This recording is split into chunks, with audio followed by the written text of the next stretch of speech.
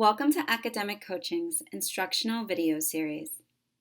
Today we'll cover the GIST method, note-taking made easy.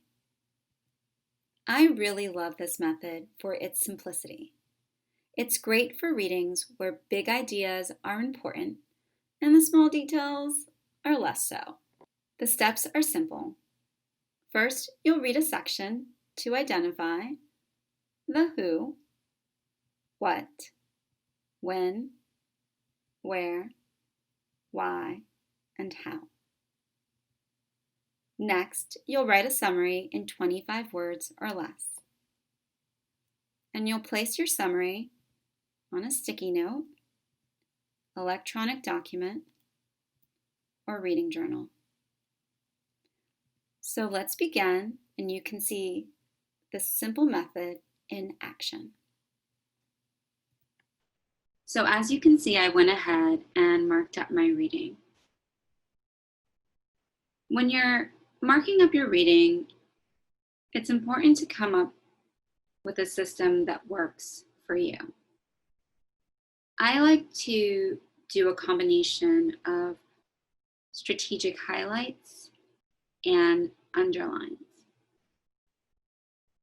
The reason why I do this is because it helps my eyes to pinpoint the most important parts of the text that I feel contains a key concept.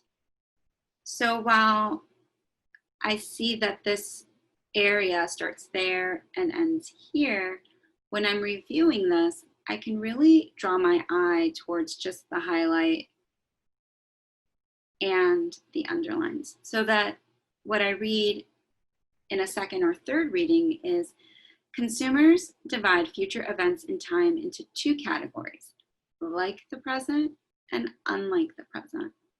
And then my eye naturally drops down here to the researcher's hypothesis, which is we argue that consumers' propensity to initiate a task would be higher if, and notice that I circle the if, the task is categorized in the like present category. So returning to my circled if, the reason why I do that is to just let me know that the first part is dependent on the second part. I also try not to highlight too much on the page, but that will vary section by section. So I find that when I'm reading scientific journals or articles in a scientific journal, I tend to put more of my highlights in the introduction than I would in the method section. That's because the introduction contains a lot of background information that helps me understand the why. Why was this experiment created? And what are they looking at? So I'm going to go ahead and just point out a few other things that I highlighted. So again, you see that I highlighted information about the hypothesis and their proposal. And then they do draw a bit of a distinction between the two stages of goal pursuit, which I highlighted as well. And then something down here, which is that they're not sure what decides the shift between a deliberative mindset and an implemental mindset. And so I think that's important to know. Great, so now that we've seen what I've highlighted, I'm going to go ahead and write my GIST summary on a Post-it note. So because I'm working on an application called Notability, I'm going to create an electronic Post-it note, which I will place in the upper right-hand corner of my page.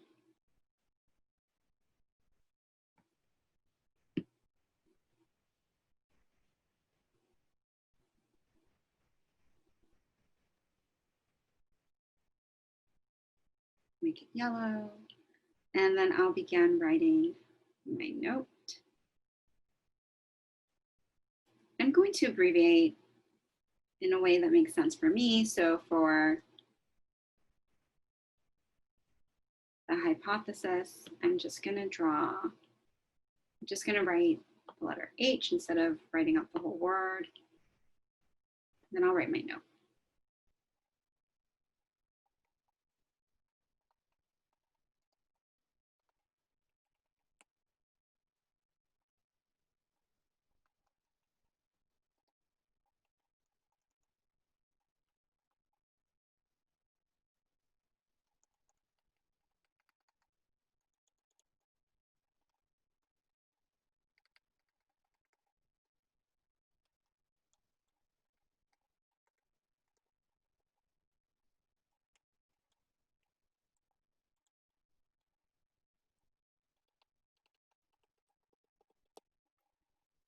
Okay, so I've written my summary, and I'll just recap it.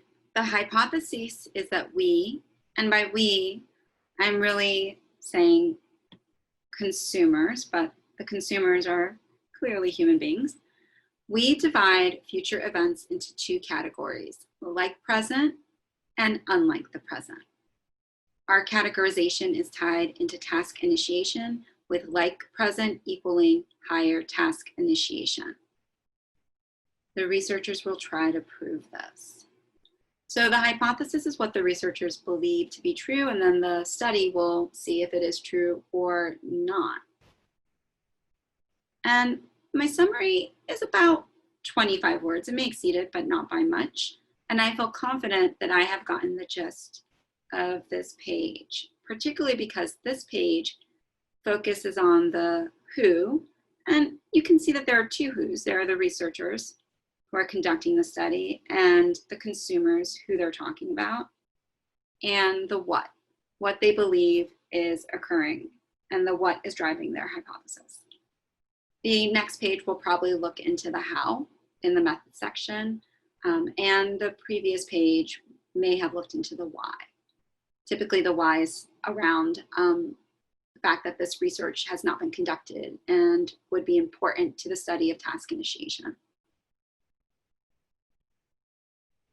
So one other question I get is, when do you write your note?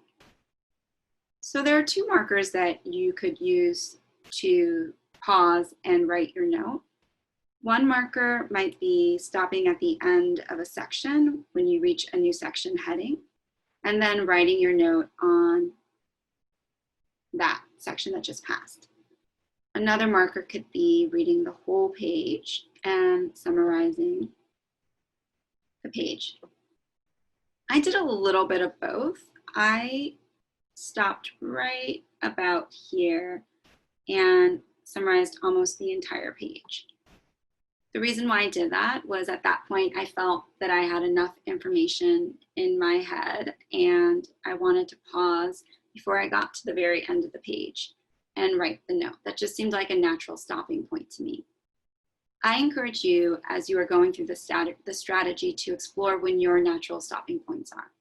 I also encourage you not to go too far without stopping to write your just summaries. So as a starting point, try to make a page your limit before you stop to write a note.